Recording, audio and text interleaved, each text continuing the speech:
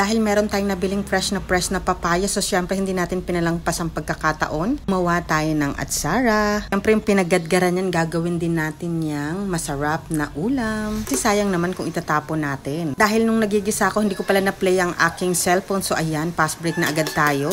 Syempre alam nyo na yan, ginisa ko lang ang bawang, sibuyas at luya. Sinunod ko na agad yung ating hilaw na papaya, yung labuyo at siling green. Tinumplahan ko na agad siya ng patis at chicken cubes. Tapos maya-maya ngayon, nilagay ko na yung daing, tapos sinunod ko na yung ating gata. Ayan, halu-haluin nyo lang yan. Tapos bago siya maluto ng todo, is patayin nyo na yung apoy kasi maluluto pa yan mamaya sa sarili niyang init. Tapos ayan, sunod na natin ang ating perfect partner, which is ang ating pritong dalagang bukid. Siyempre, matik na yun. Alam nyo nang magprito. Kung i-bash, kung gumamit ako ng used oil, siyempre naman, sayang naman kung itatapon yan. Prituhan lang naman yan ng chicken.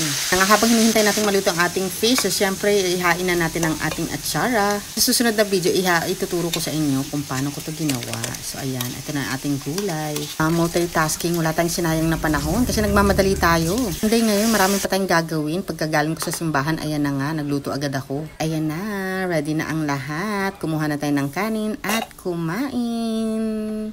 Thank you for watching. Bye. And happy Sunday.